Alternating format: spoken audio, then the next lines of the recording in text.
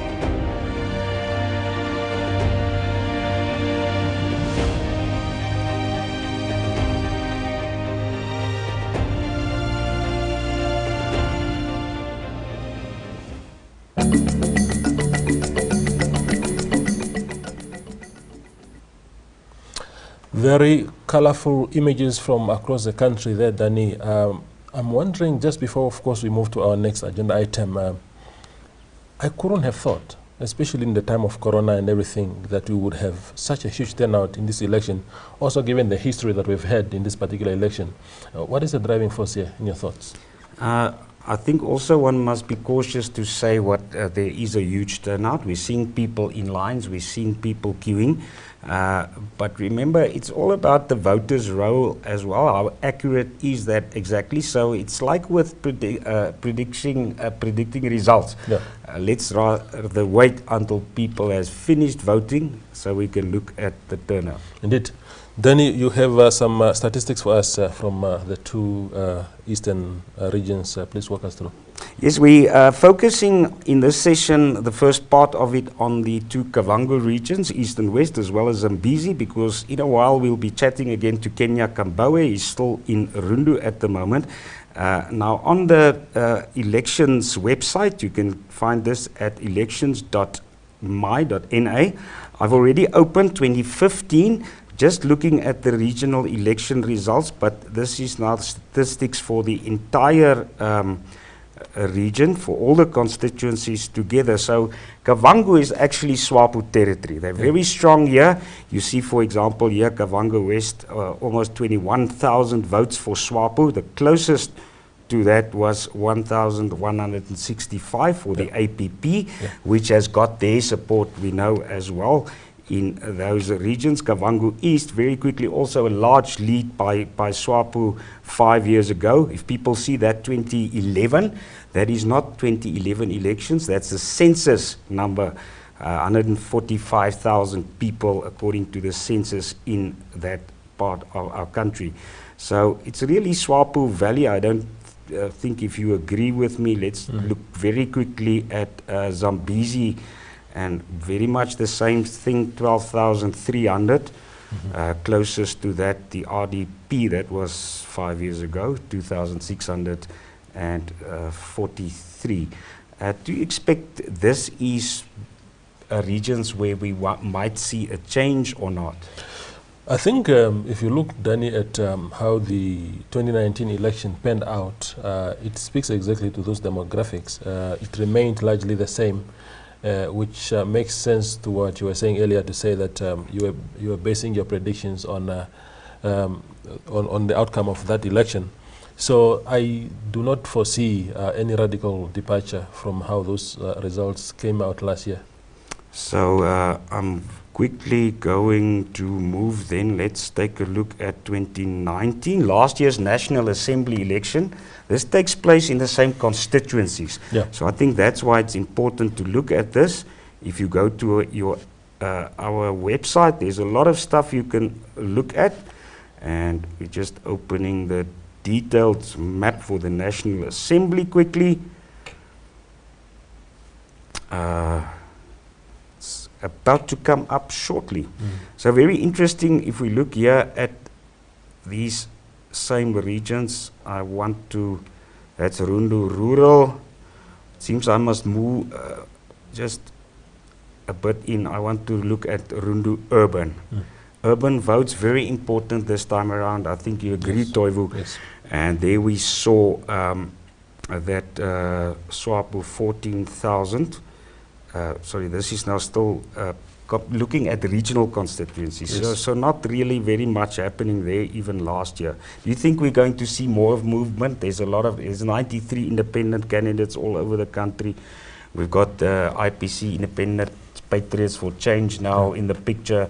We've got the AR movement, and they are going to take away some votes from SWAPO, people think. Yeah, I think in local authority elections in particular, we are likely to see a bit of change, because you know, for the regional council elections, it's winner takes all. So it's hard, even if SWAPO is in the minority, but they are leading in terms of the individual votes for candidates. But for local authorities, it's going to be a bit tricky. So it's interesting how it will come out. Very quickly, the local elections.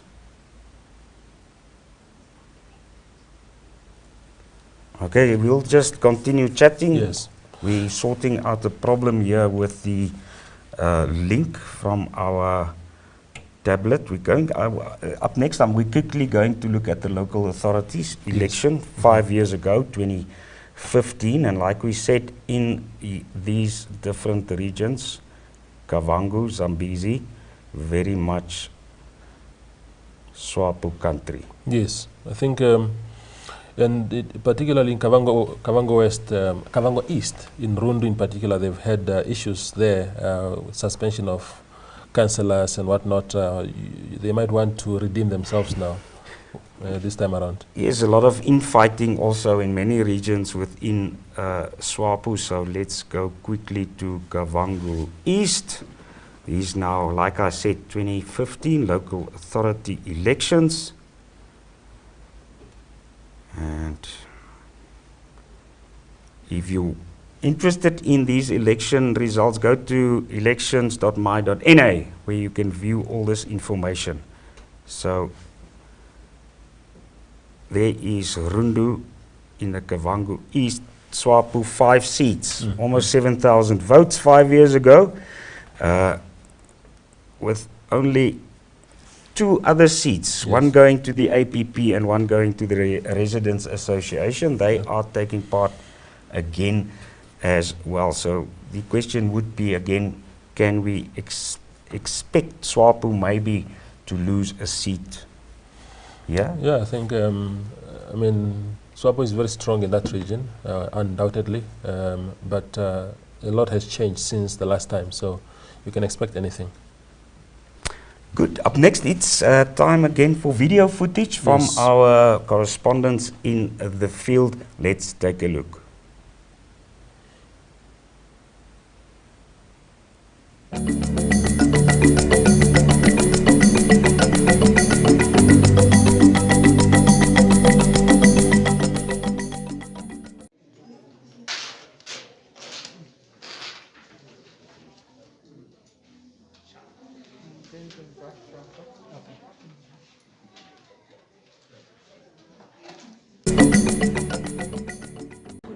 I'm Sonia Hekanjo. I'm a presiding officer at Komasdal, Agustin Secondary School. We started our polling station, we woke up at 7, then we started the polling station at 7. We have got a quite number of people voting. We have got 2 queues for senior citizenships and for normal people.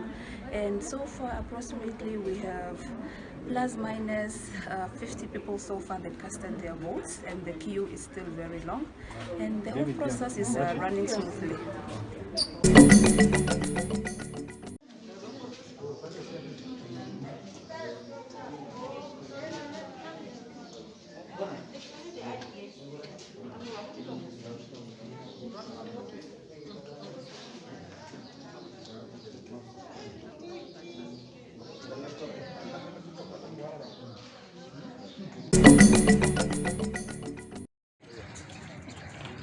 You can start.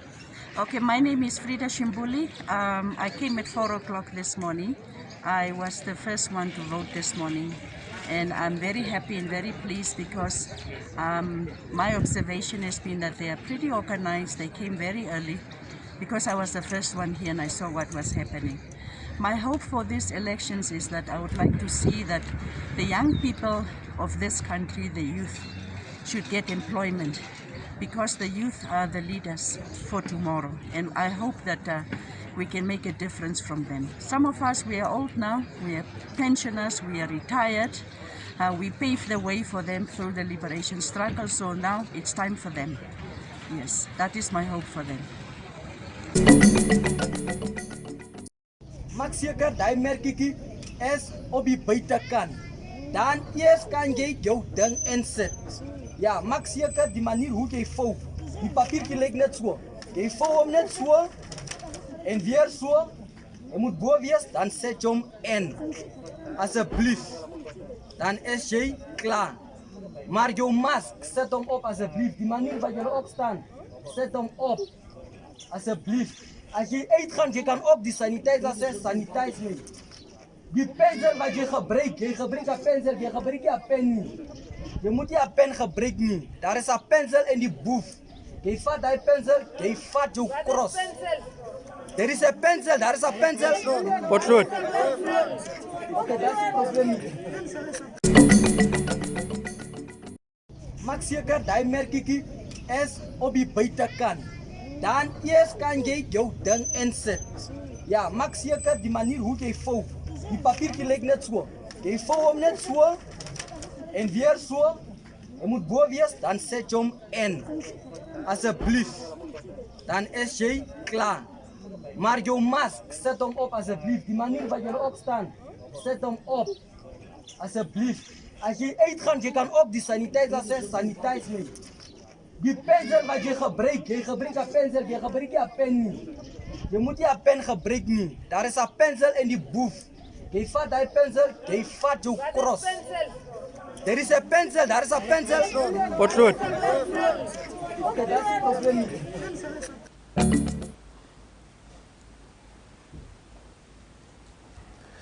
That's some images from across the country as the voting process continues for this 2020 regional and local authority election day. Danny, interesting also to see what was the issue around the pencil? You understand Africans better than I do. So we've seen some comments on social media, people asking questions, why are we having to vote with a pencil? Yeah. This is nothing new. Like way back in '89, for example, we voted with pencils as well. In many countries in the world, they vote with a pencil.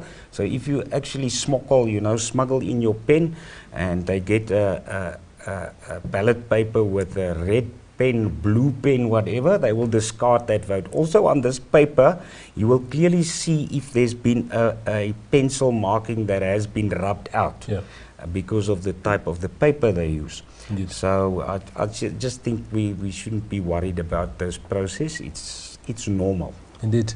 Now, we are joined online by our reporter Kenya Kambowe in the Kavango region, Kavango East region rather. Kenya, can you hear us? Can you hear me? Oh yes, very well. Tell us what's happening in your area. Where are you right now, and what are your observations? Okay, right now I'm at the Rundu Urban Community Hall here in the center of the CBD of the town, and it's a polling station. And currently there are no voters at the moment. For the past 20 minutes while I'm here, no one is coming to cast their vote at this specific polling station. However, this was the polling station I paid the first visit to this morning around 7. It was well attended. Most of the candidates for Support Party came to cast their votes here. So basically, right now we are just waiting for voters to come and cast their votes.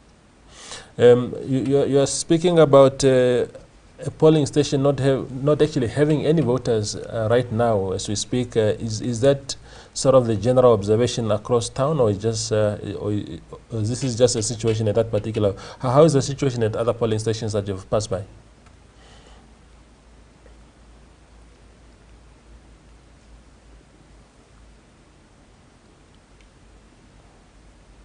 We together? Okay, yeah. Basically 7 polling stations. 7 polling stations this morning. Yes, can you hear me? Yes, please proceed. Can you hear me now?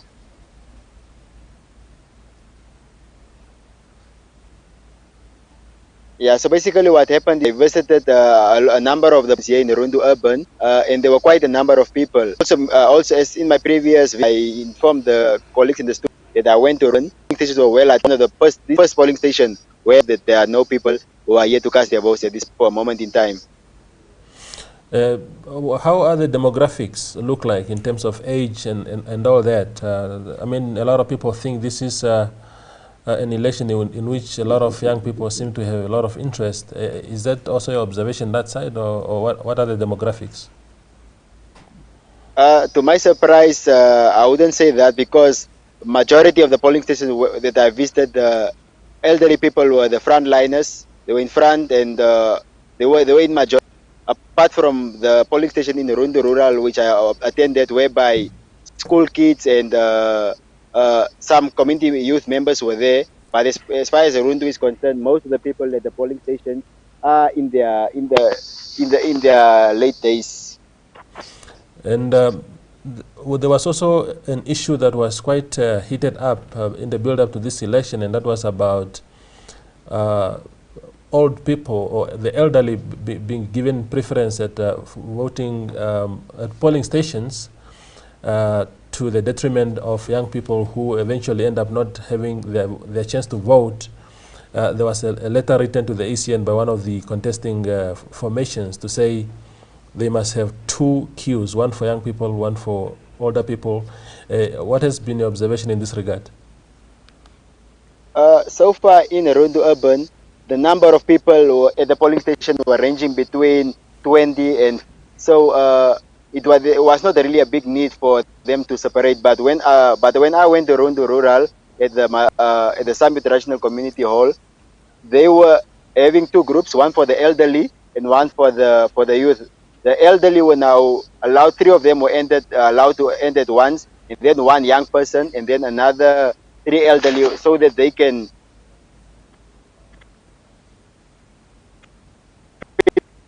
finish with the elderly. Thank you, Kenya. I think let's break there. It's breaking up a bit. Yes, that's our internet. Yes. That's our internet signal in Namibia. Very good this morning. Maybe people, Toivo, are more people on their cell phones at the moment. Yeah, I think there's a lot of interaction on the networks now across the country. Everybody is interested.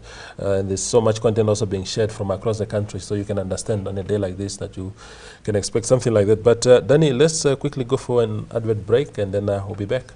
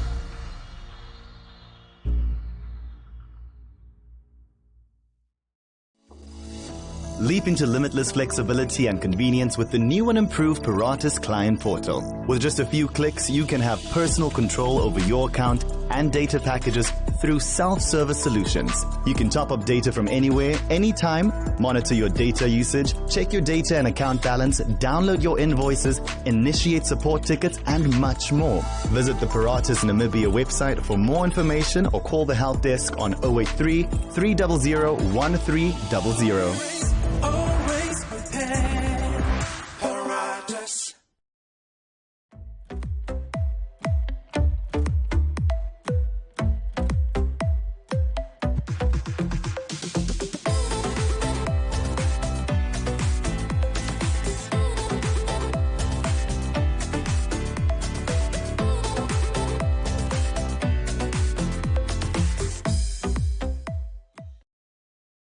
Christmas tree, oh Christmas tree, thy leaves are so unchanging.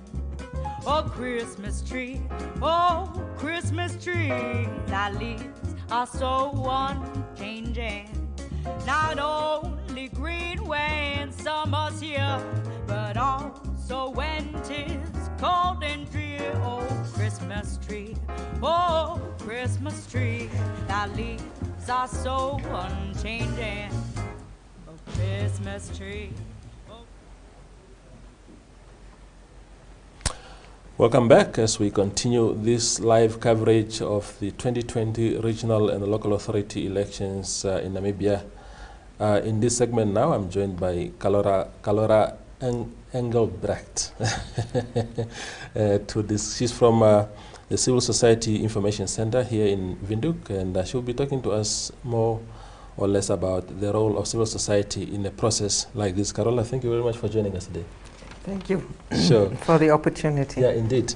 You've been involved in this space for a long time. Yes. You are a veteran of civil society activities. Why is it? What is the role of civil society in a process as important as this one? Well, excuse me. You know, every a political party, for instance, starts in civil society. Yeah. And also, if you look at our Namibian Vision 2030 document, Yeah. there's a very interesting, very little known section about civil society there. Yeah. And also, you know, acknowledging that all political activity starts in civil society. And it usually starts when some of the needs of the populace are not met. Yes. Or they feel that they are not well represented.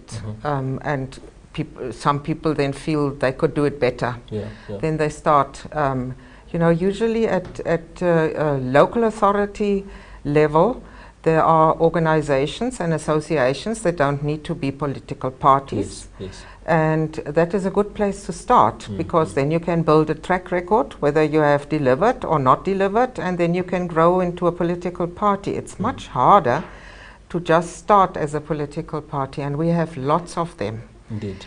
So civil society would, you know, not, of course, represent political interests, you know, party interests, Yeah. Yeah. but just go for issues, you know, and also highlight issues that then could be taken up by political parties if they so choose.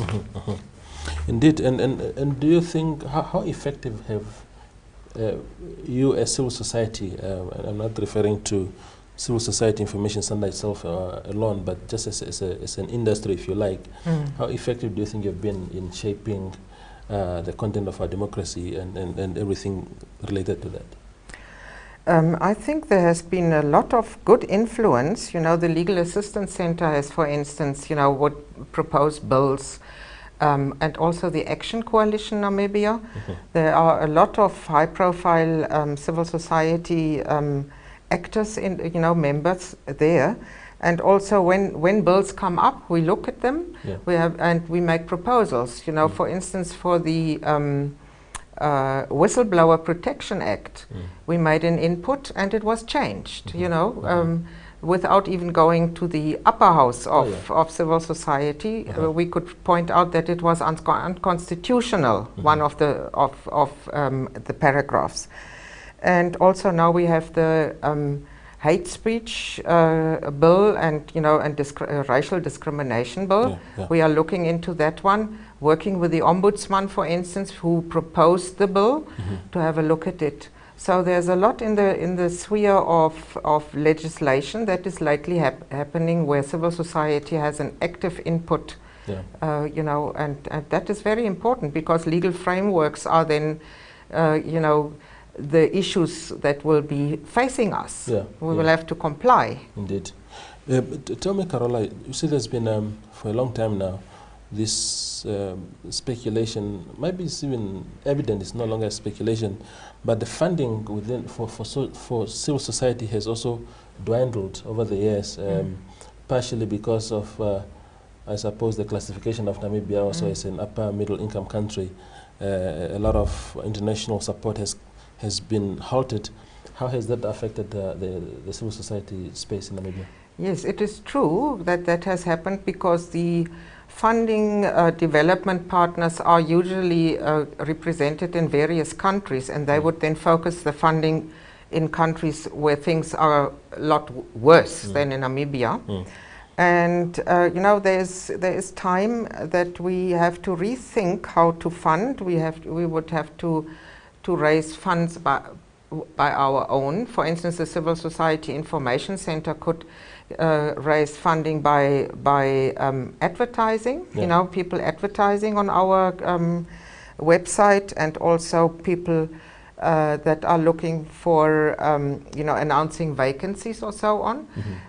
That is in our case. But also others could be funded by local businesses, for instance. Yeah. You know, there should be more engagement amongst ourselves, so that businesses can also see the value of civil society organizations. Of course, there are also fly-by-night civil society organizations, just like political parties and so on, which will not survive. But there are different ways of making up for it. The international development partners who are also looking more to fund more countries that are less democratic than Namibia, they still look for viable civil society organizations. So if your financial management is up to scratch, you know, and you report properly and you really deliver, then you will still get funding. You know, it depends on your quality of service delivery. Indeed. And the Financial Intelligence Center is now after civil society. You know, they're wanting to know who we are, where we get our money from, and so on. Wanting to check whether we are funding terrorism, or whether we are abused for money laundering purposes. So the Civil Society Information Center will also fill that gap, so that it is online, that it is out there, that all the active civil society organizations will be listed there, and all their contact details and their websites. So the Financial Intelligence Center could then just, you know, walk through there. Yeah, indeed. My final question to you, Carola, is then on, and it's related to the last point you made about being monitored, if you like, by financial authorities of the country. How is the general reception of the idea of civil society in Namibia? In the formative years of our independence, people would suspect this space of being controlled by regime change agents and stuff like that. Has that view evolved over the years, or how are you perceived generally now by government? I think the older generation that are still in power, they have not changed their view. The younger generation who are involved themselves have a different view. But it also, you know, depends on ourselves, you know, how we project ourselves. There are, for instance, civil society organizations who did go for regime change. We had the same organization that wanted, you know, promoted the COD, Congress of Democrats. Then when they failed, then they started with, you know, supported the formation of the RDP. And even going on with the IPC, you know, openly supporting them. And, you know, I think that is not quite the way to go. There were, for instance, the Namibia Institute for Democracy had books about, you know, Namibian politics, listing all the politicians, all the parties. That should be our role, to spread information that people can make up their own minds. Indeed. Carola, thank you very much for coming through. Yes. We always appreciate your input. That is Carola Engelbrecht. She is with the Civil Society Information Center, giving us a rundown of the importance of civil society in a process as the 2020 regional and local authority elections. We'll be right back after this break.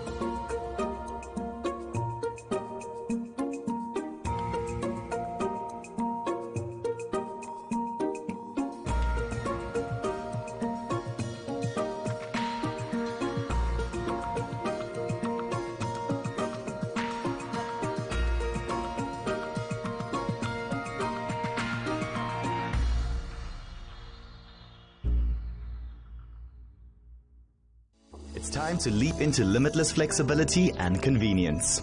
To register on the new and improved client portal, visit our website and click on the portal login button. Click on register next to don't have an account. Click on register me with my to select your preferred registration option. Enter your personal details. Select your preferred contact method. Accept the terms and conditions. Click on create account. Complete your registration by entering the one-time PIN sent to your chosen contact method. You are now ready to take personal control of your account. To top up prepaid or postpaid data, visit our website and click on the portal login button. Log in with your username and password. Click on the service tab, select your data bundle option and click on the buy button. If you are a prepaid client, select your preferred payment method and follow the on-screen instructions.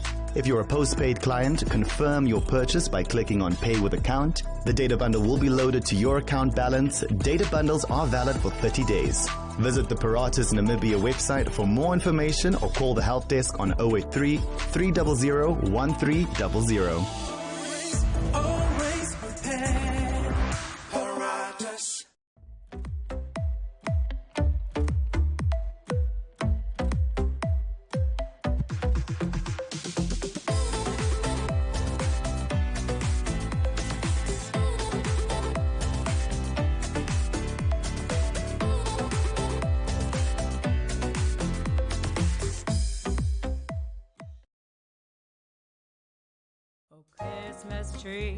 Oh Christmas tree, thy leaves are so unchanging.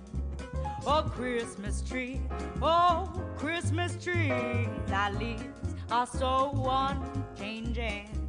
Not only green when summer's here, but also when 'tis cold and drear. Oh Christmas tree, thy leaves are so unchanging. Oh Christmas tree.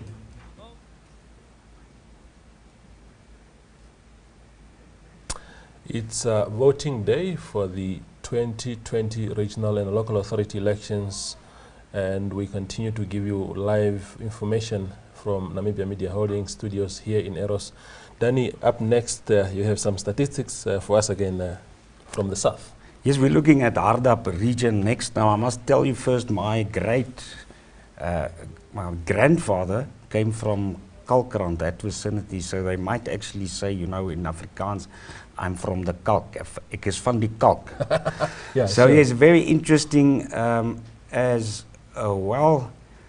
It seems our display is frozen a bit. Once again,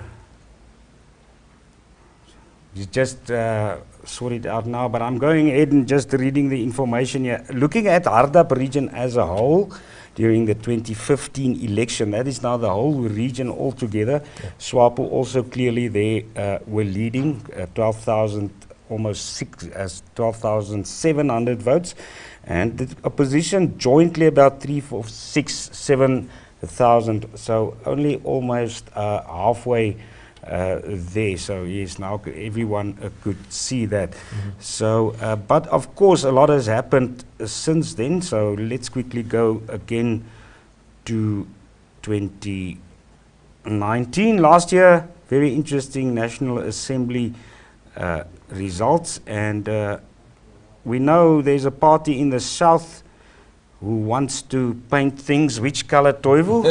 Which color? Yes, the Landless People's Movement. Mm-hmm. They want to paint the country orange. So we are going to, in a while, speak to our reporter in Mariental. Mm-hmm. So that's why we look first at Mariental Urban.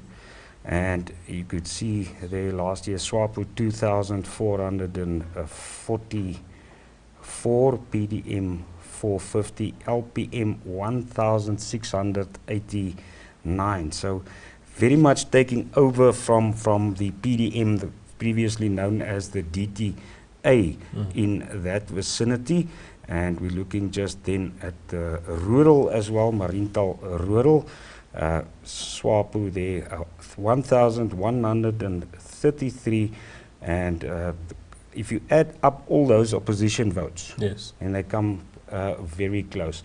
So that's why Hardap is actually also a very interesting region to look at. And like we did previously, we are just going to 2015 again, bringing up the local authority election in Hardap region, taking a look at that same town, Marintal.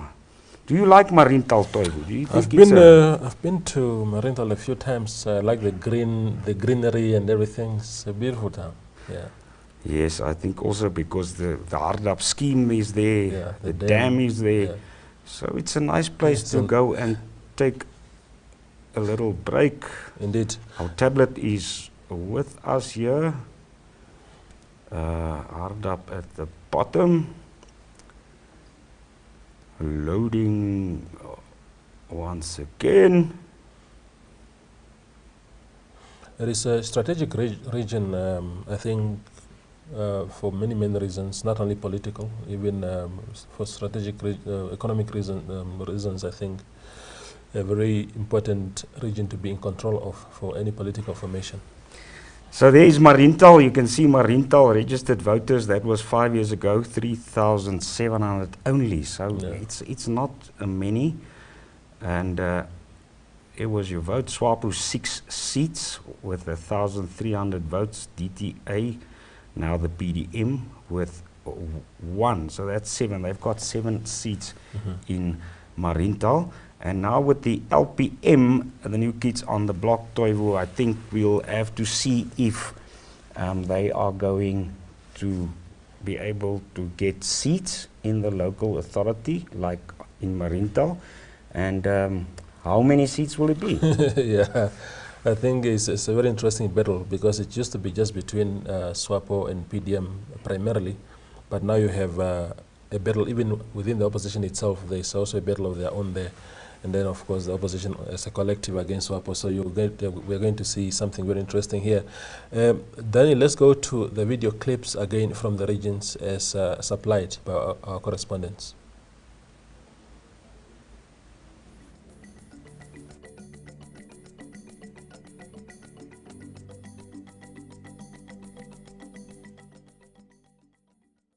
So we are here today at the ECN headquarters in Windhoek as we are getting ready for voting day. Voting stations are open and polling stations. So we have seen voters across the country get ready to cast their vote. And we're very privileged to have Lina here with us, who is the corporate communication and marketing manager at the ECN. So Lina, can you maybe tell the people watching how have preparations been so far for today? How excited are you at the ECN? And maybe any issues or delays that you might have had in the regions this morning? Yeah, good morning. We're actually very excited that eventually it's polling day. All polling stations opened at 7 this morning.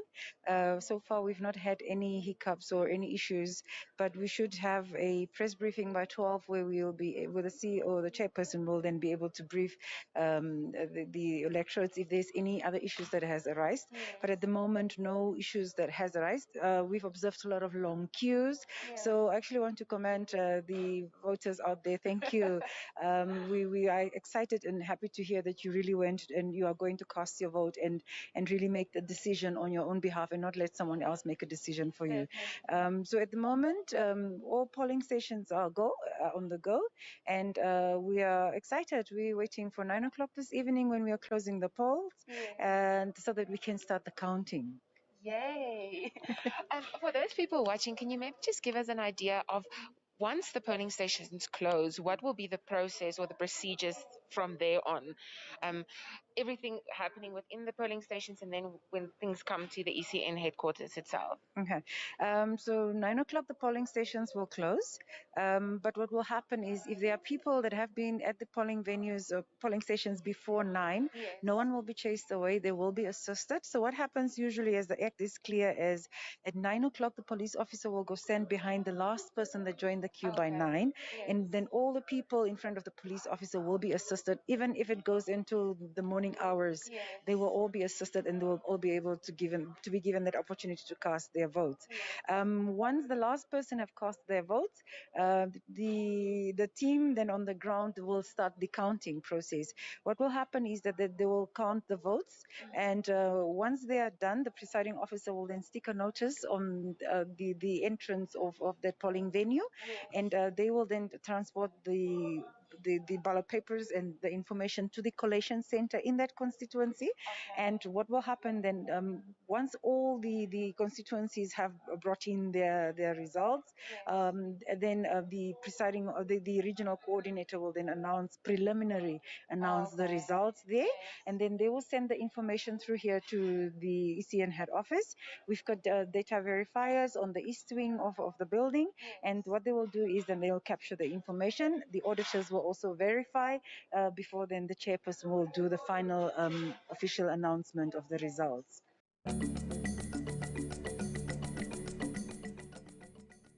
Clerk, I'm the local authority candidate for LPM Marintal Urban. We are here in Marintal at Baziana Hall. I've already cast my vote, and we are counting. We have got a good hope that we'll make it. Even if you look at the heavens are orange this time around. It's no more blue, so it's orange. So we've got confidence in this vote. This time around, it is our turn, and I believe that we will make it. And if you do, what will you do? If we win these elections, which is that we are going to win it, then we are going to bring a lot of changes here. A lot has been promised by the ruling regime, but nothing has come to realization. But this time around, with LPM councillors, we don't give promises, but the changes will be there. There's a lot in Marintal Urban. If you can see, Marintal is a regional capital for Ardab region, but in terms of development, we are very much far behind in terms of development. So we are looking forward in restoring the dignity of the people and restoring the livelihood of the people of Marintal. And I see there are many people waiting to vote. Do you think it's significant? There are many people we are waiting. If you look at the queues are very much long. People have turned up really in big numbers, in masses. People have turned up, and we are looking forward. But if we can look at whether we can make it today, I do believe that we'll make it today, because some of the people, they are still in the locations. We will be allowing them to the polling stations. So we believe we can make it. It's only that the process is it's very much slow, but it is moving. We are moving. We've got very much confidence in this voting. Thank you. It's a pleasure.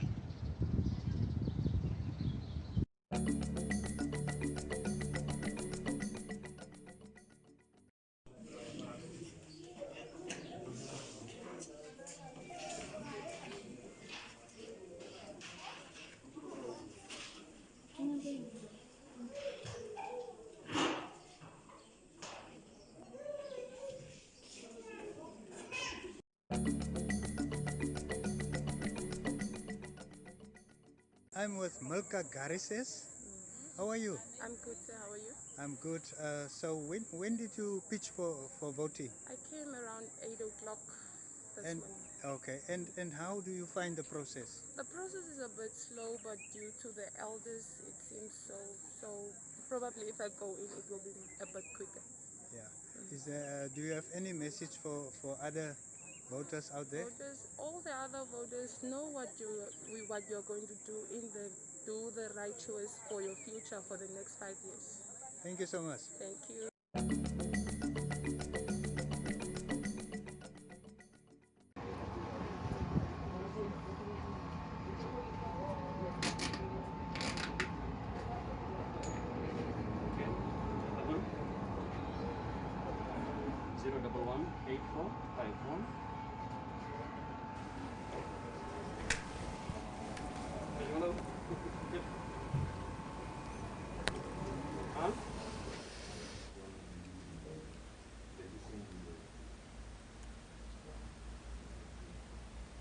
Up next, we are crossing live to Marintal. You saw footage from that town in Ardap region a short while ago, and we are speaking to Augetu Greg live on the scene. Good afternoon, Augetu.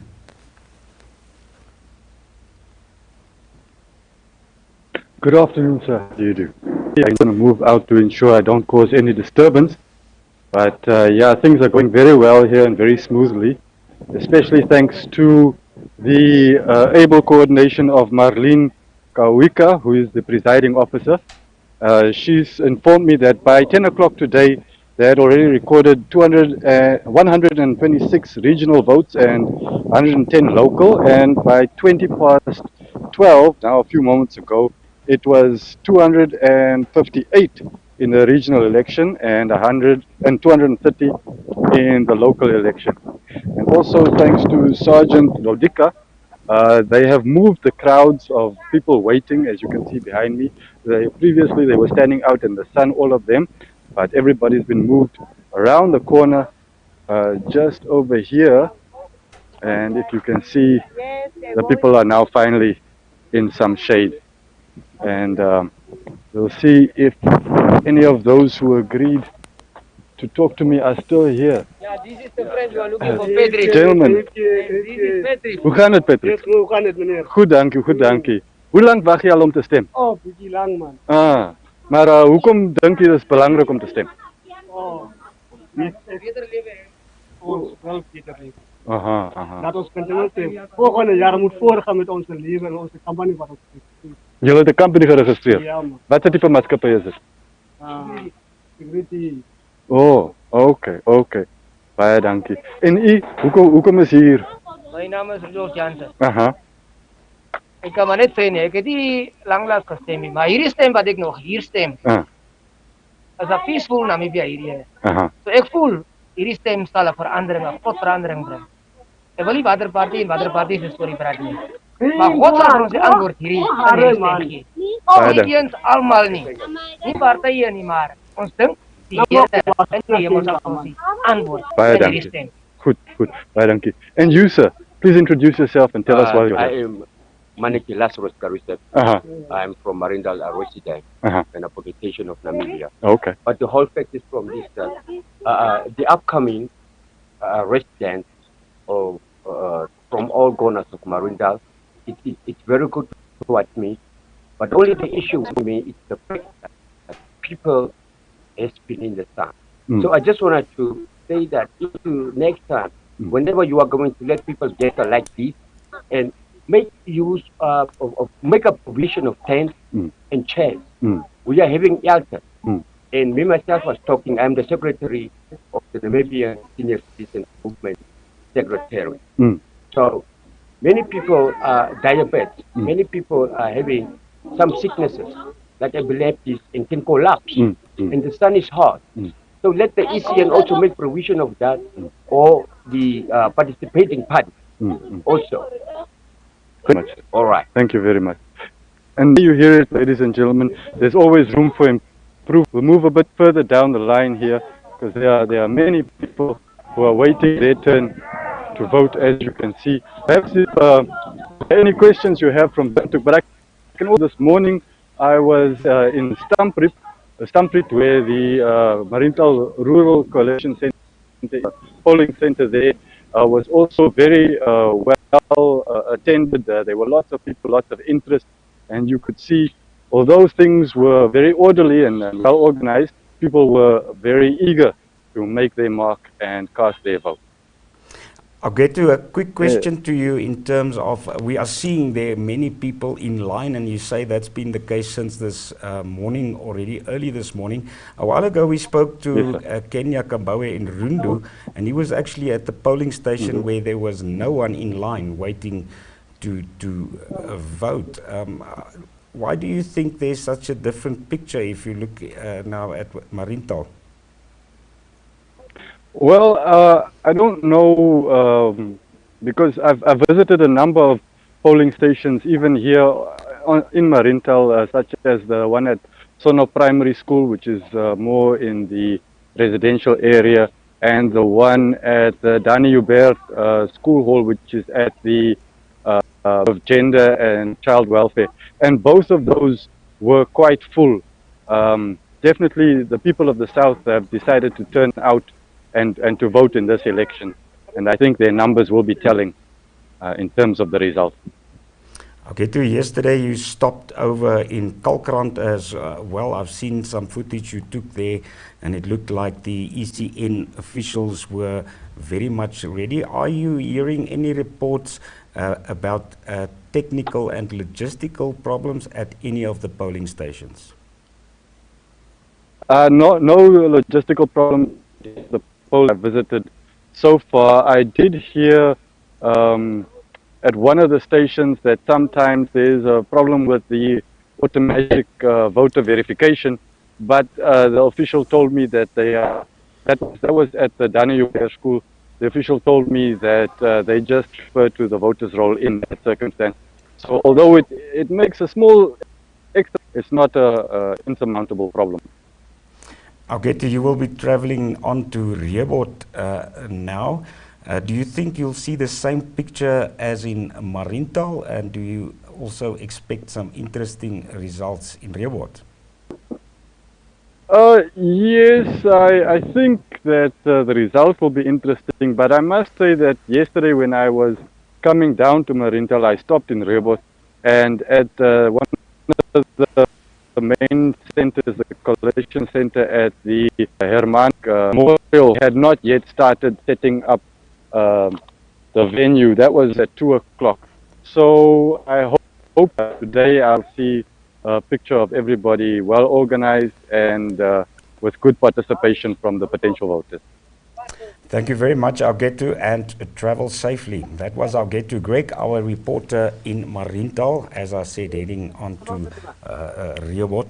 Toivo, any interesting takeouts from your side, from what the scenes and the message from the South? Yeah, what worries me a bit, Danny, is that we had the numbers are not moving very fast there. If you tell me that by 12 o'clock only 200 people have voted, it sounds slow to me. Maybe I don't understand very well the process, but I thought it's a bit small of a number to have accumulated for so many hours. Great. We're going to take a commercial break, and then we'll be back with our next interview.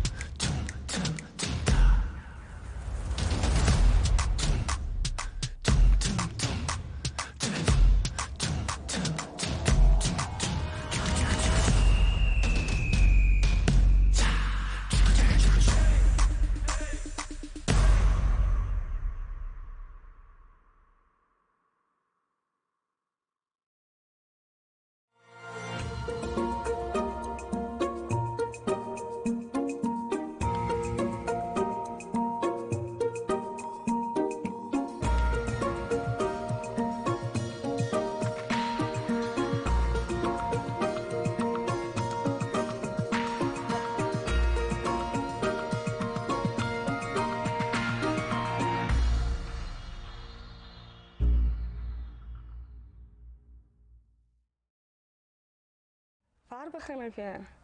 I joined the Paratus family 1st December 27. Sorry.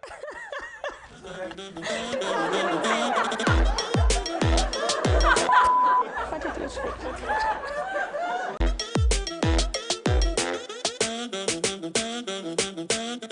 I'm Amor McKnep, Head of Department of Installations and Activations at Paratus. I'm approaching 13 years. I joined the Paratus family 1st December 2007. Getting into the office early in the morning, getting a cup of coffee, switching on my machine, salesperson standing next to me. Amor, we have an urgent request.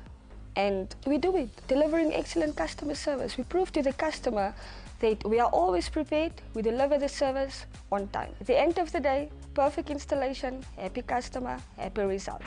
I'm very proud to work for Paratus. We're an awesome family, and I'm happy to still be part of the implementation of fiber, which is the future. We customer service Boffins. Try us out and we'll show you what customer service is. I'll never leave Paratus because I grew old here. I started here as a young girl and I developed. We redefined the limits.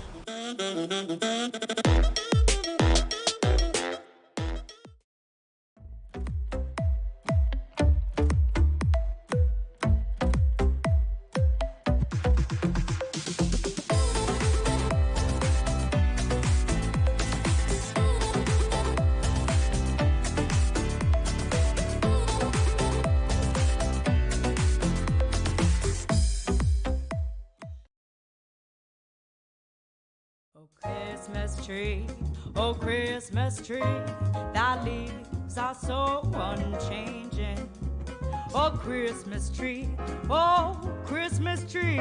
thy leaves are so unchanging. Not only green when summer's here, but also when 'tis cold and drear. Oh Christmas tree, thy leaves are so unchanging. Oh Christmas tree. Welcome back, and with me is a very well-known face. That is, of course, Panuleni Dipandulwa. You are with the Namibia Institute for Democracy. So, Panuleni, let's start out with voters' education. That was a big drive again this year by the NID. Are you feeling that you are achieving more success by reaching people, educating them, especially if we look at local authority and regional council elections where we have traditionally a low turnout?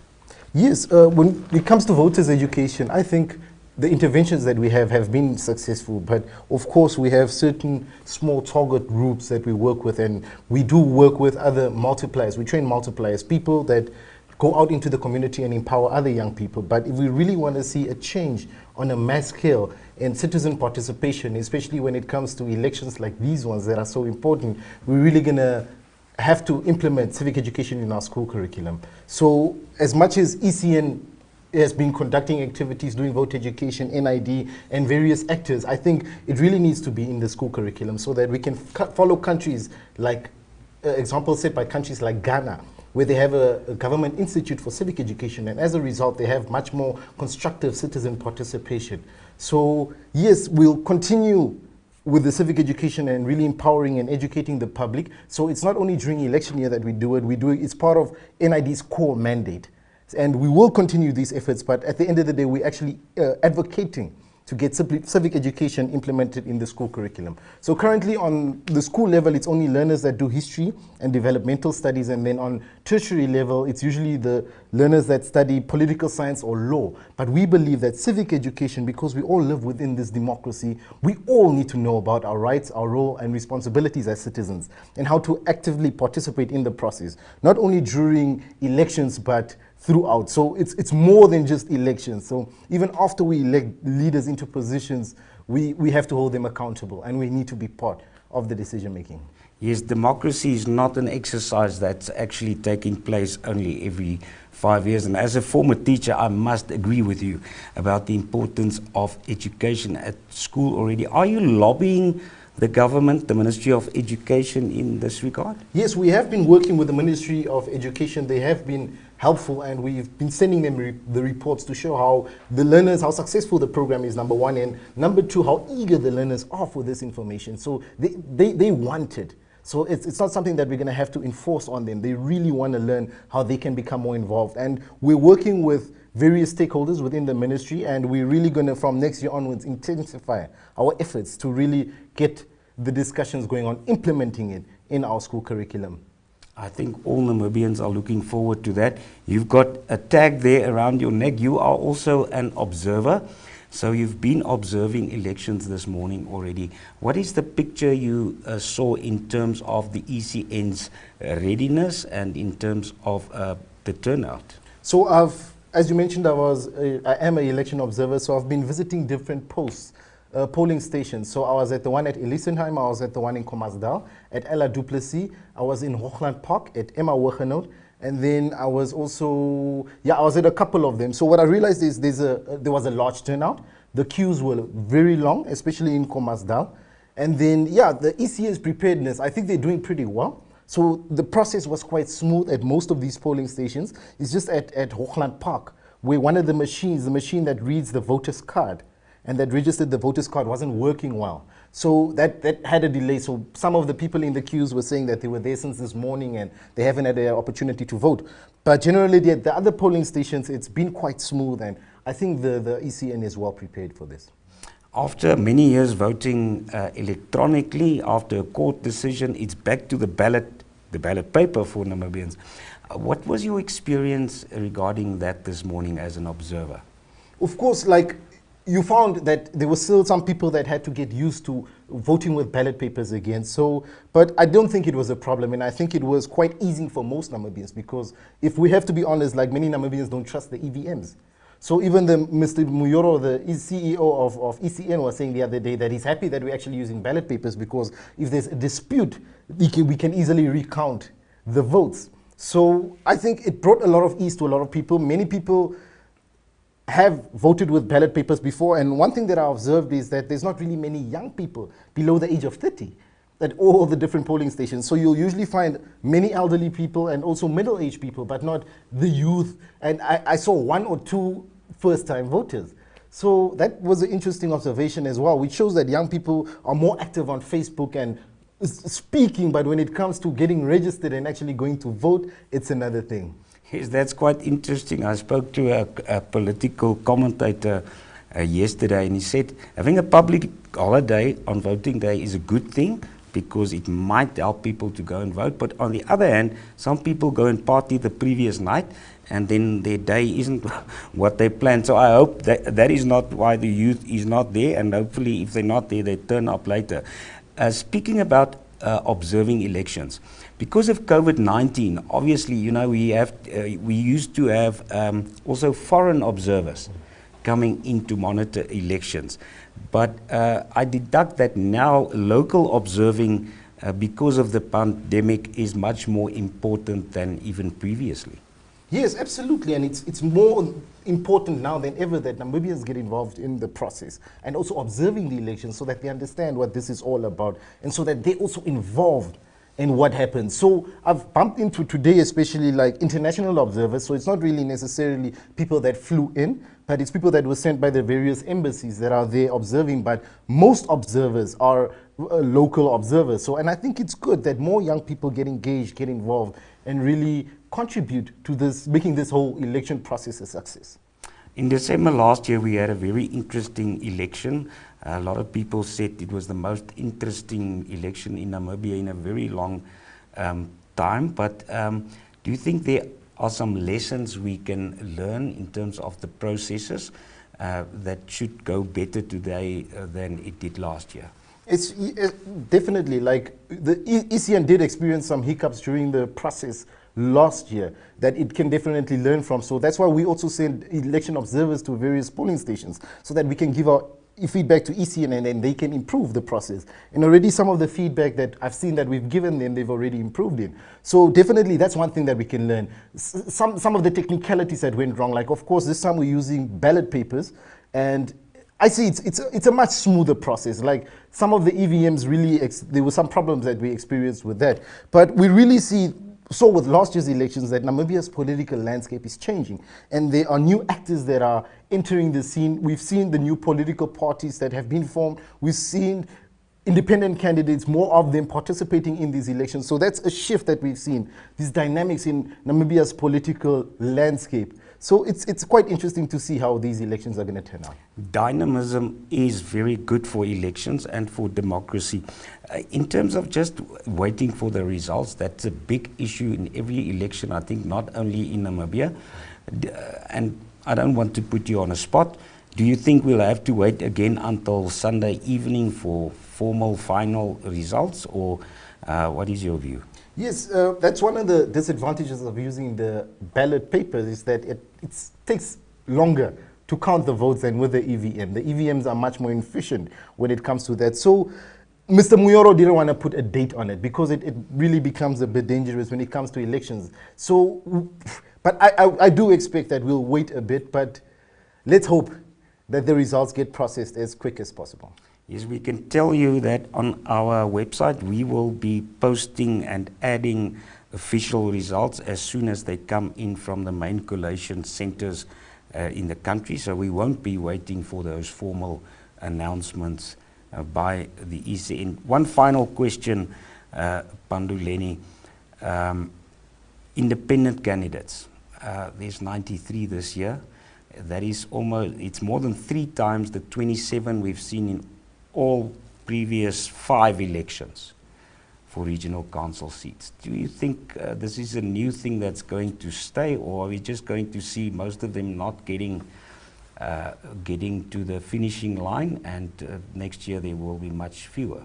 So this independent candidate phenomena has been becoming popular in Namibia. So a lot of young people see that it's much easier to contest in elections as independent candidates rather than going through party structures. So as you said, we have 93 independent candidates contesting in these elections, and it shows a lot of them, most of them are young people. So it shows how young people are really standing up and really going for actively contributing to making their societies and the country a better place. However, I'm just worrying, looking at the high unemployment in the country as well, I just hope that the young people that are contesting are genuine and are really there to serve the people.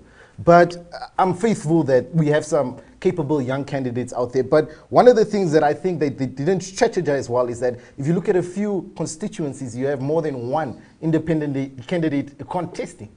And then also, for instance, if you look at the 2 new political parties that were formed, or AR as an organization and the IPC, the support base is basically the same. And you see that they're contesting against each other. So I think they didn't coordinate, and that might play out against them because of the split votes.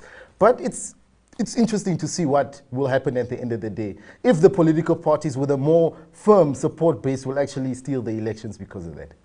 Interesting indeed. Thank you very much for joining us. Thank you. That was Panduleni Gipandulwa from the Namibia Institute for Democracy.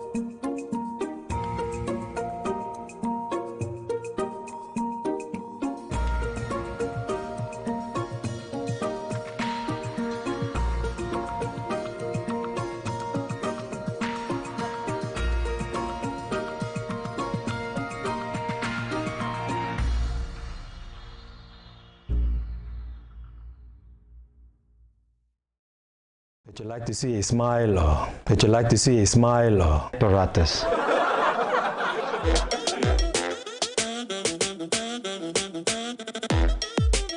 My name is Clarence Lampert. I am a sales executive at Paratus. When I started with Paratus 11 years ago, I was around the 26th employee, and we are now in excess of 190. The company has grown drastically. You know, we have worked hard to improve, you know, the network coverage in Namibia and abroad in SADC countries as well.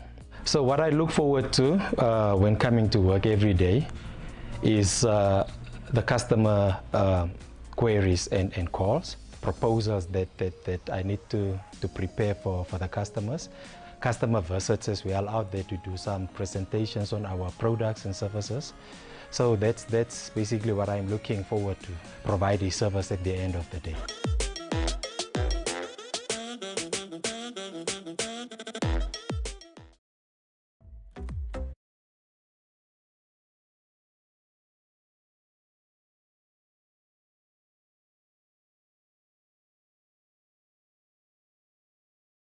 Would you like to see a smile or would you like to see a smile or apparatus?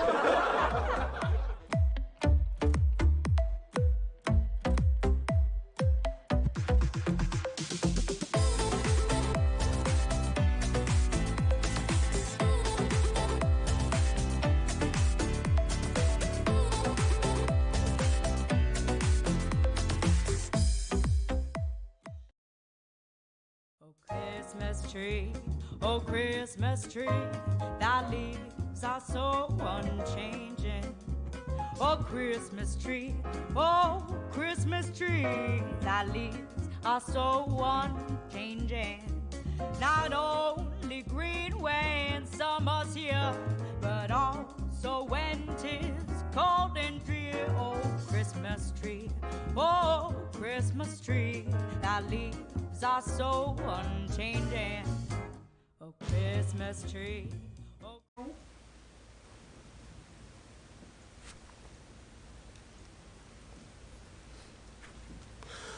We are continuing with our live broadcast of the 2020 regional and local authority elections here at Namibia Media Holdings. Danny, the recurring theme now when you listen to all these correspondences from the region seems to be the, everything seems to be, from a logistics point of view, seems to be okay, but the pace at which some queues are moving seems to be a recurring issue.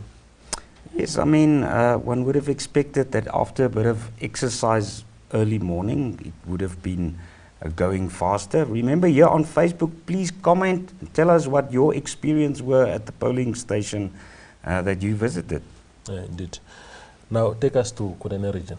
Kunene region, far northwest of Namibia, for many people in the country, one of the most beautiful parts of our country, Toivu. And up on your screen, we are looking at the total vote count for the entire region in 2015's regional council elections 5 years ago. And it's there basically SWAPO and the DTA, now known as the Popular Democratic Movement, PDM. And Toivo, I think many years traditionally, Kunene region has been the place where these two, if we want to call them the giants from the late 80s, early 90s, were the main political players. Yes, I think it has always been a ping pong between particularly there are strongholds of the opposition there, like PDM and UDF. UDF for a very long time. You remember the years of Dudu Mororwa, when he used to be a very, very strong contender there, until SWAPO, not SWAPO, until government changed the act so that governors are now appointed directly by the president, and Dudu got lost in that space. But yes, that is that. Up next week, again, quickly going to look at December 2019, the National Assembly elections. Also for this part of the country, I'm just zooming in there a bit. Now Ruakana actually on that side. So Opuwo is quite interesting, always rural there.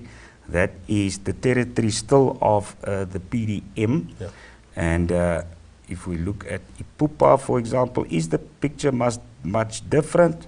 It's also PDM. That was now 5 years ago.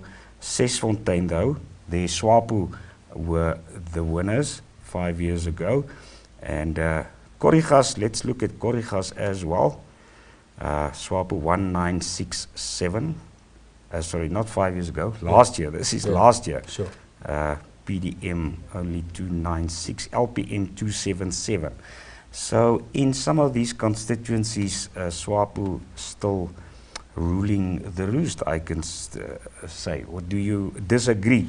No, I agree. As a matter of fact, I thought LPM would do better in Corrigas in particular. I think the deputy leader of the party, I think Henny Sebeb is from around that area.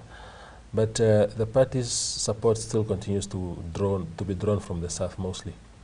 Taking a look then also quickly at the local authority elections from 2015, 5 years ago, for the Kunene region.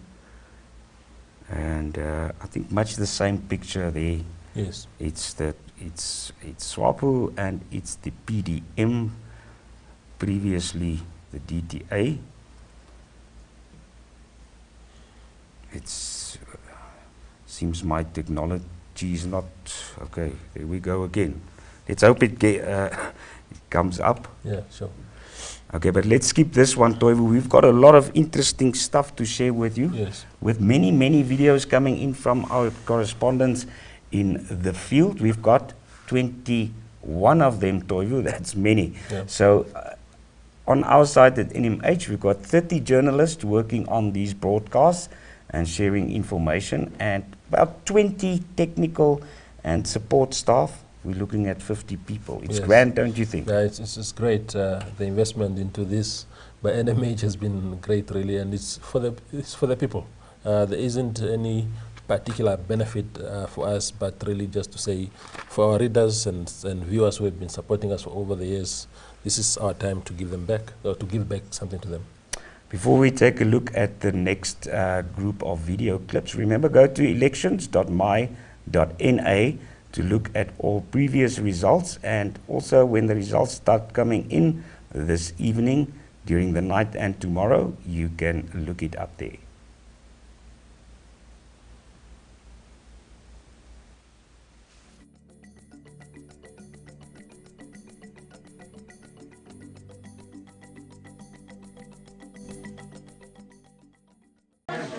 Good morning, my name is Maria Boyce. I am the presiding officer at Summer Primary School Fix 100. So far the voting is going according to the process. It's going fine, no complaints. Do you think everybody will get a chance to vote before you close? I think so. Okay. Thank you very much. Okay then. Vote. Good afternoon, Namibia. We are joined here in Hartop region from the Marine Urban constituency. My name is Mr. Shotni Sean Bernstein, and I'm a 26-year-old Namibian, a youth that has believed in democracy, and a youth that believes to make change. So we are here to vote and to practice our democratic right. The process has been slow, but now it's moving on. Since morning time 6 o'clock, the queue has been long, and as you can see, the members are standing up to go vote. Namibia stand up and go vote. 2020 is your year for elections.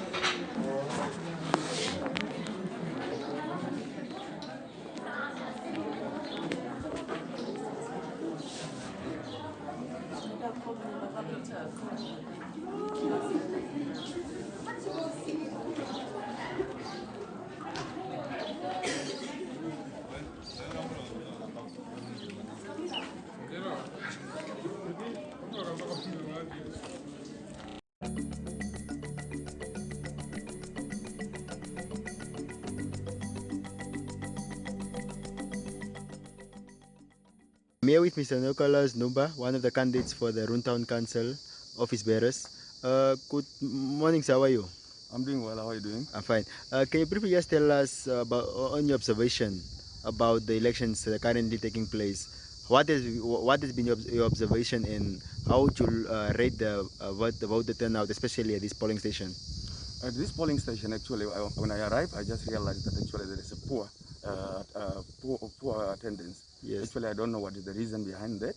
I cannot tell, but so far, but I believe people will pitch up later, because as I drive, and I came down here, I could see people, they are still flocking, they are still on their way coming. Okay. But I believe we will have got a good number of people at the end of the day. Okay. Yes. Now all the best. Thank you very much. Okay.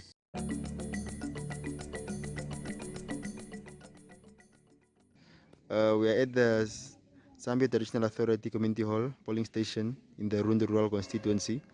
As you can see, there are basically two lines, one for the elderly and one for the youth.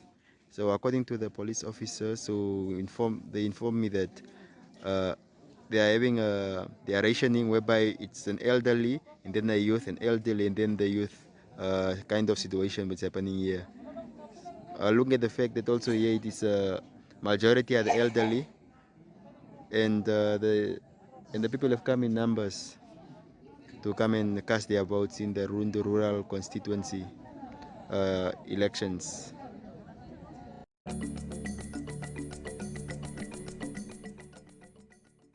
My name is Gideon Urukab. I'm an agent of Swabo, and I'm at Federal Style 103 polling station.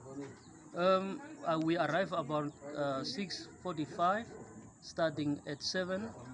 And small observations was that the VVD was slightly a problem. Up to now, it's still giving problems.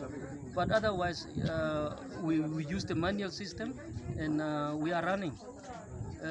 The other observation was also that of some voters who could not vote, which has been assisted. We are being updated with everything as time comes by the presiding officer, and we are keeping. This is the fastest polling station so far I have realized. So that's. And everything is going smooth. Everything is COVID-19 rules are attended to. People are putting on masks. They've got masks, and also they are sanitizing. Thank you so much, sir. Welcome.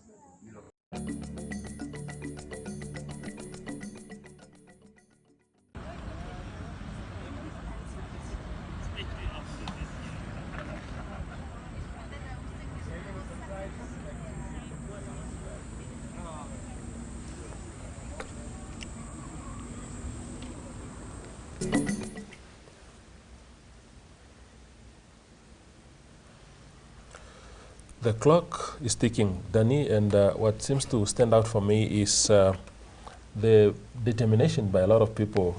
Some have been in queues for as many as 6 hours.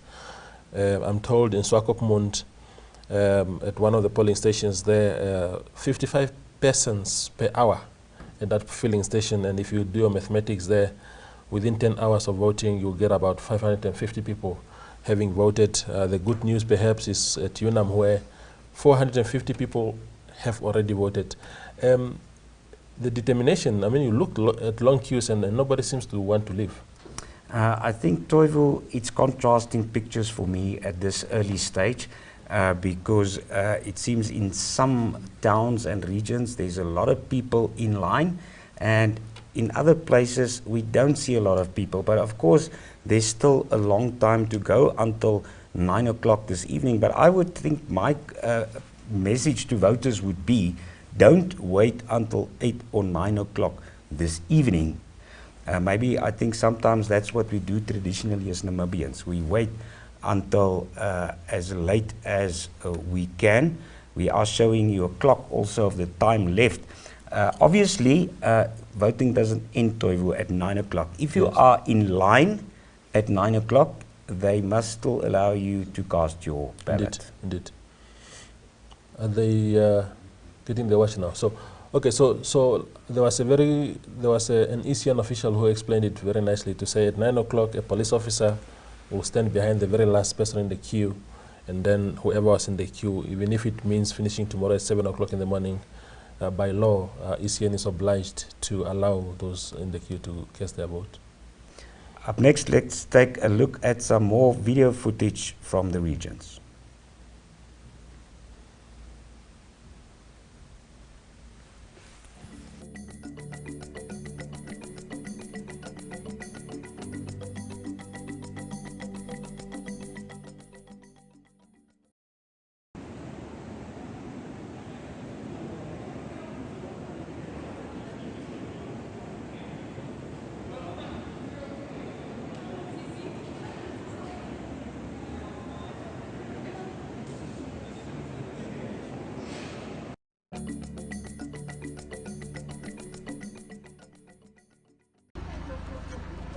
Yes, it's what's currently happening at the Keetmanshoop Urban Library.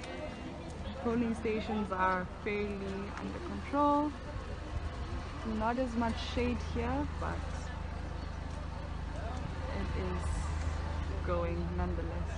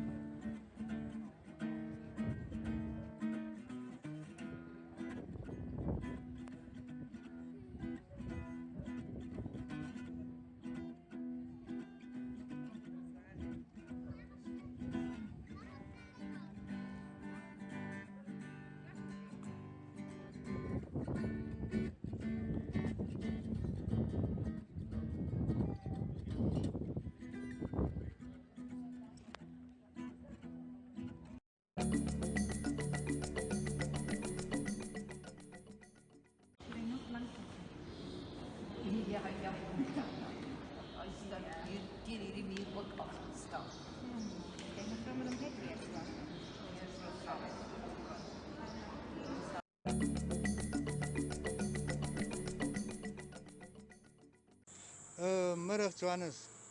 Hoe gaan het? Middag Bos. Hoe gaan het? Dit gaan goed. Ja, Hoe gaan het met jou? Ja, right man. Correct. Nou, wat zegt u van die oude mensen, die groot mensen man? Vooral van die oude mensen sê ek, né? Oude mensen het eerste gekom. En oude mensen moet ons eerste help, laat hulle kan huis toe gaan. Hoekom? Want deur hulle het ons gekom. Ja. So hulle was eerste en ons het tweede gekom. Ja.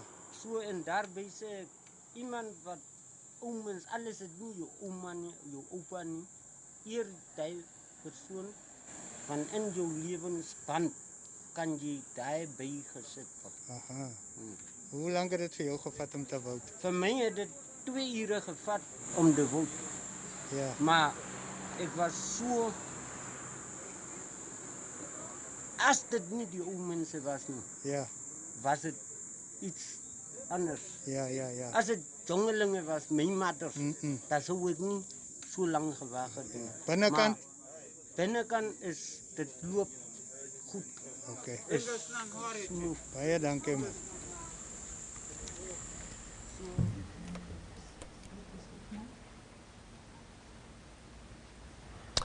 Welcome back. We will now be joined by our colleague Otis Fink, who is in Omaruru in the Rongo region. He will engage us on the happenings there as far as this election is concerned. Otis, can you hear us?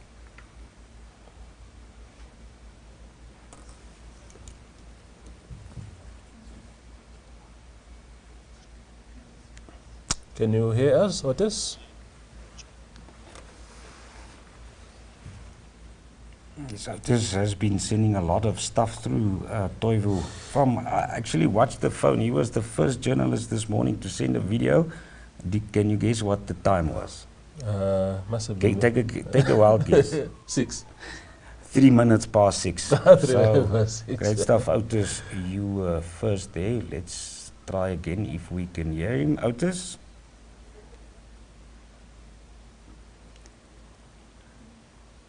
Okay, I think we'll try to get him in the back online again. So just stay tuned.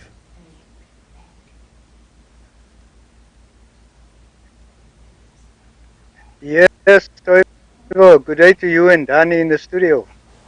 Yeah, thank you very much. Tell us what's happening in Omaruru. As a matter of fact, maybe let's start with that content that you shared earlier in the day about a man getting arrested for taking a photo in a voting booth. What was that about? Yes, Toivo.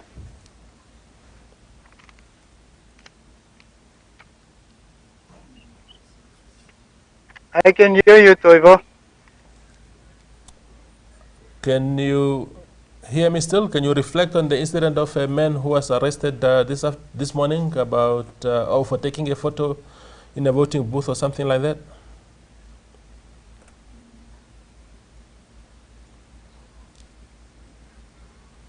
Okay, We seem to have a bit of connection issues there with Otis, but Danny, while we wait for Otis to come and reflect on that incident, it has been one of the catchy ones on voting day.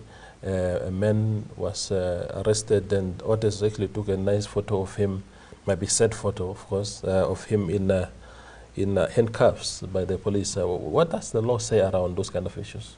The law actually and the rules and regulations prevent that. Even though it's yourself taking a selfie of yourself, I think we should respect the privacy in the voting booth, because that is key to the entire voting process. And you know, even if someone takes a picture of their ballot paper to show for whom they have voted, that can actually lead to other people intimidating them, or even worse. So I would personally think it's not a very good idea to take your cell phone into the polling booth and then take pictures. And speaking of incidents, Danny, there was another one, maybe this one even bigger, in Oshwarongo, where two police officers who were left last night to guard the materials apparently disappeared from the center with the materials and only returned this morning at 6 o'clock. Yes, I mean, I'm almost going to say that's preposterous. If they were hungry or needed any type of assistance, I should have hoped that there was simply someone that they could have phoned to come and assist them. We're going to take an ad break, and then we are going to get Otis Fink in Omaruru back on the line.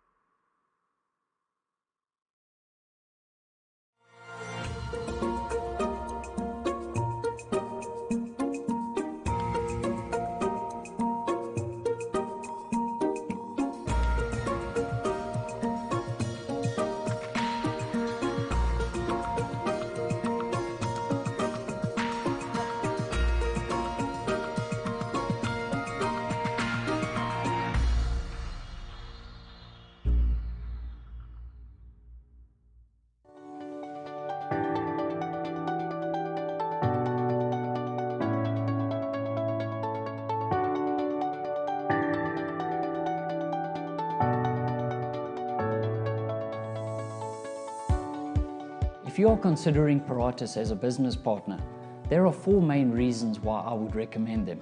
Number 1, speed. You will come across many ISPs who promise high speeds, but Paratus is the one that will deliver on those promises. Secondly, consistency. Speed, latency, uptime, and most importantly service are all attributes that Paratus consistently delivers. Thirdly, customer service.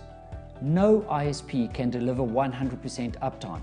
So when things do go wrong, you want to be able to contact a central point where knowledgeable staff understand your issues and strive to resolve them, keeping you updated during the repair process.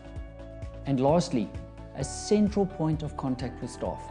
I can build a relationship with certain staff at the NOC or help desk, those that know my environment, which aids the speedy resolution of any issues I may encounter.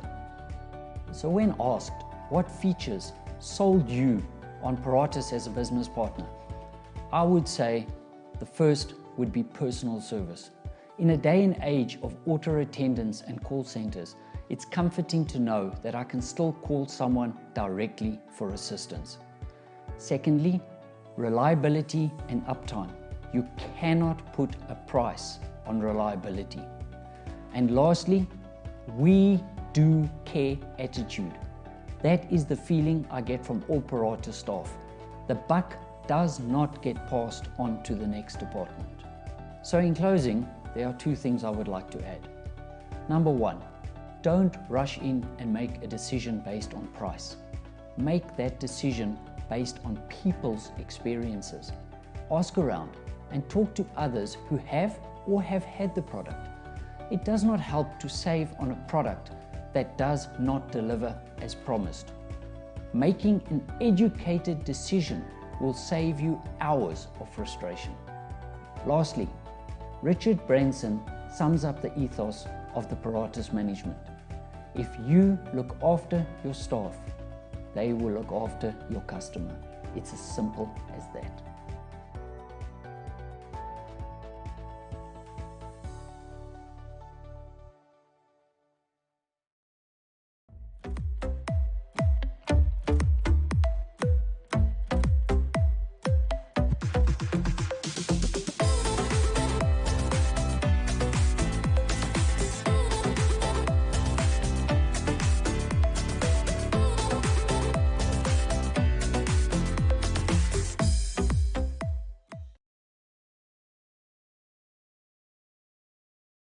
Christmas tree, oh Christmas tree, thy leaves are so unchanging.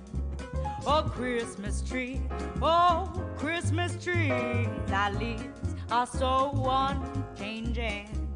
Not only green when summer's here, but also when 'tis cold and drear. Oh Christmas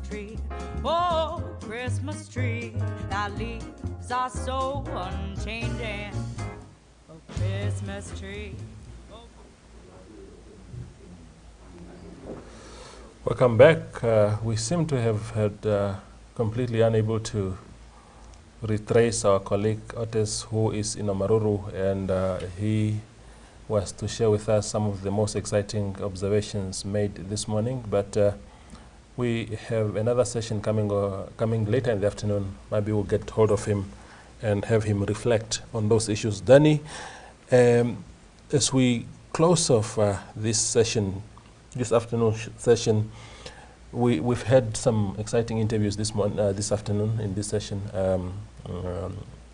Just maybe from your end, when you engaged Panduleni earlier on, what do you think was some of the takeaways from that engagement? Yes, we spoke to Carola Engelbrecht as well as Panduleni Pandua. Yeah. And remember, this broadcast 2-hour session will stay here on Facebook. So if you only tune in now, you can always go and watch the whole 2 hours later. But I think what both of them showed is that we've got people in Namibia who's got amazing passion for the democracy, for protecting our democracy, for promoting our democracy. And it's very crucial that we have such people. Indeed. I think civil society in particular, I mean, there are always questions as to whether they are pulling their weight as they should. Of course, that space has gotten smaller and smaller over the years, but I think their influence cannot be underestimated, especially in an electoral process.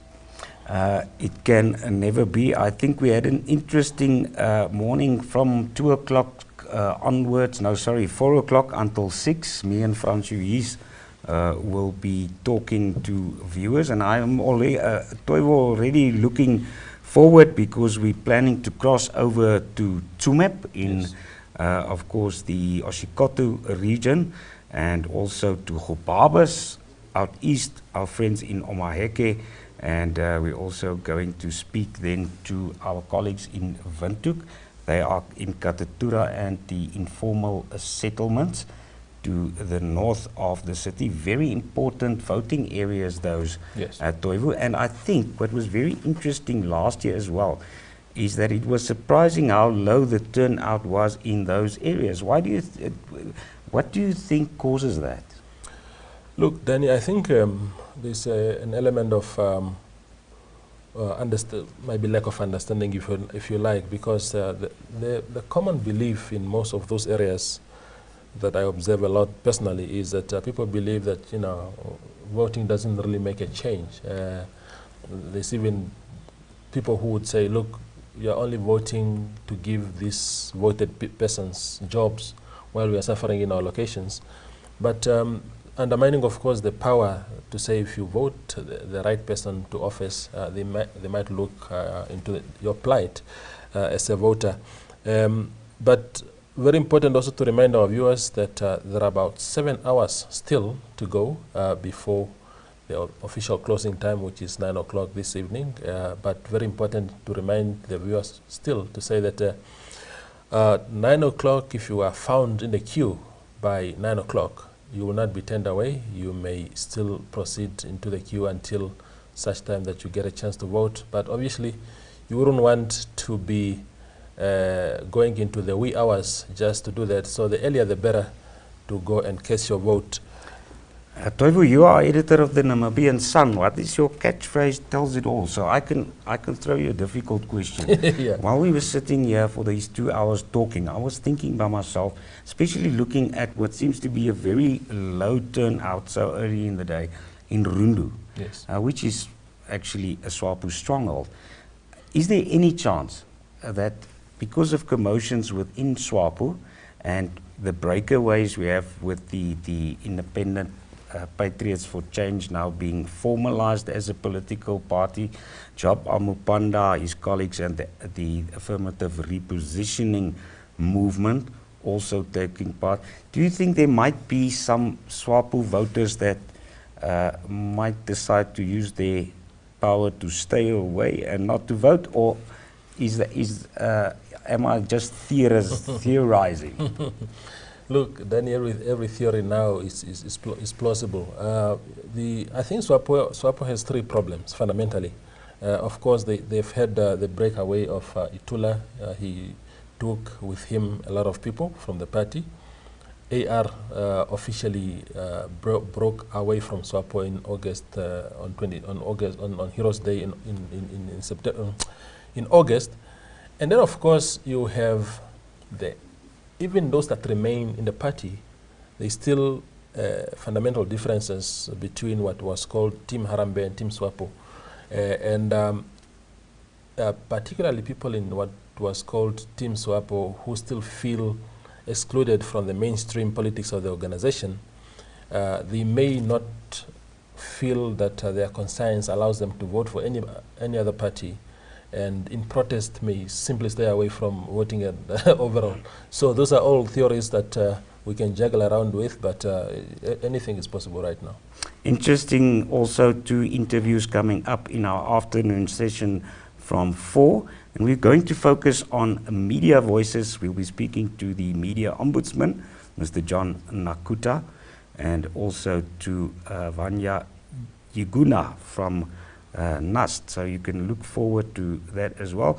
Toivo, as my lead colleague in this session, I would ask you to wrap up what stood out for you since this morning when you got up very early to be here as well for the broadcast, and throughout all the information that's coming in from outside that our journalists are sharing. Yeah. What is your take on elections 2020 at the moment? Yeah, so I think, Danny, for me, two fundamental issues. One is that, again, we don't have the numbers on our hand, but there seems to be really greater interest in this election than we've seen probably since 1992. There seems to be a lot of determination for people to vote, but what is more encouraging is the fact that people want to stay in those queues. If anyone can stay in a queue for 6 hours waiting for their moment, it means that there is something at the back of their mind that they think their vote will influence. So that is very important. But I'm highly disturbed by the incident in Shuarongo, where two police officers left the room which they were guarding with election materials and only returned in the morning. The details are still sketchy. We don't know what the facts are right now, but very disturbing whatever way you look at it. Yes, that was our second session out of 9. You'll be seeing me a bit later, and you'll be seeing Toivu a lot more tomorrow and the day after that. We wish you also a nice break. Please remember, go and vote.